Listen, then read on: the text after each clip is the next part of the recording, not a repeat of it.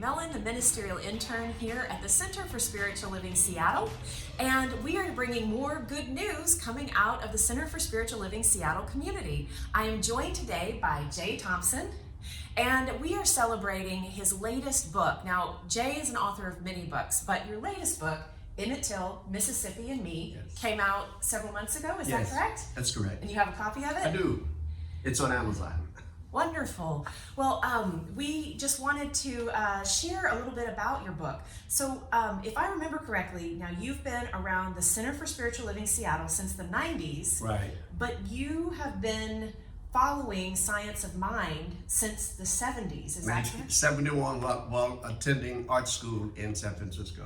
Okay. And then if I also remember correctly, you became a journalist in the Navy. Right. Years before that even. Yes. So your writing has been a part of your life. It has been. So can you tell us a little bit about how Science of Mind and the Centers for Spiritual Living in Seattle have impacted or dovetailed with your work as a writer? It's amazing how this philosophy has allowed me to go beyond my perceived limitations. Okay. And just know that when we're moving from the known to the unknown becomes known. Yeah. You know, so just thinking bigger in bigger terms, I mean, you know, of what's available to all of us if we just change our mind. Change your thoughts, you change your life. Yes. Change your thoughts, you change your life. It's just that simple, but then it's not that simple because it requires a practice. And this is what CSL or Science of Mind allows me to do, is to have a daily practice. A daily practice. I teach golf. I've been teaching golf for a lot of years, and I know that when a golfer does not practice, he's not going to play well. So if we are avoiding our practice, our spiritual practice, or don't do it on a regular basis, our lives can go up and down, up and down, up and down. But the more that I sit in the silence, you know, and just listen and just ask for what I need on a daily basis, it's amazing how much easier my life has become and has allowed me to flourish. It's amazing. Oh, I love hearing that. And with regard to this specific book, Emmett Till, Mississippi and Me, okay. How did this book come about, or why did you decide to write this latest book specifically? Okay, this book came about because I was raised in the South, and at an early age, I saw diversity. I saw people were just people. There were people that would pass my grandmother's home, and they were Chinese, Latinos, etc., all different cultures. And she would invite all of these people, none of which she knew, in to have a meal at our dining room table. And we, as her grandkids, would have to wait until these people had a meal of none which she knew had left the premises. Yeah. And I guess it went off in my brain then that people are just people.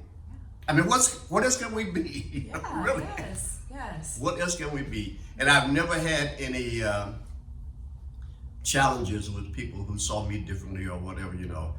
It's all ignorance. And our environments dictate how we're going to treat people. Yeah. I was lucky enough to have a great father who told me that, boy, you can do anything. And I started to believe him. Yeah. Once I started to believe him, it became a part of my thinking. That anything is possible for me. There are no limitations except the ones that I set upon myself.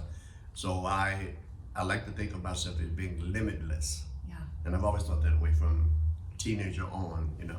Yeah, and I would assume that is supported by the practices and principles, beliefs that you've encountered at Centers for Spiritual Living. Yes. Yeah. I attribute it all to the writings of Ernest Holmes, and I appreciate myself, though, for following through, because it's so easy to start a practice and fall off the wagon or whatever you want to call it, you know. Yeah.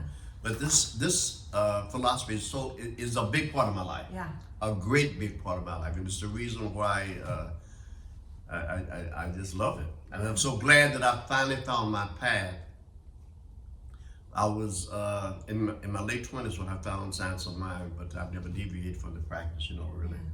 Well, we are very excited for your latest book. Thank you for sharing it with us here today. Again, it is Emmett Till, Mississippi and Me. You want to show it one more time? Yes.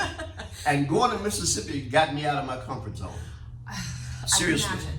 Yeah. It really did. And I'm so glad that I went, and there were no challenges going down there. I just didn't know what to expect. Yeah. You know. Yeah. But I went, and I felt I had to go to do research for the book, you know, because you can talk about Mississippi, but to experience it, you know, was a different thing. So, yeah. Well, congratulations, and Thank you you, Sonny. for allowing us to celebrate your good news. Thank you, son. I really appreciate you. Yes. Thank you. We appreciate you, Jay. Thank you. So this has been more good news coming out of the Center for Spiritual Living Seattle, and we would love to hear your good news. So if you have something you would like to share, please email us at goodnews@spiritualliving.org. That's goodnews@spiritualliving.org, and we may just feature your good news in an upcoming newsletter. Thank you so much.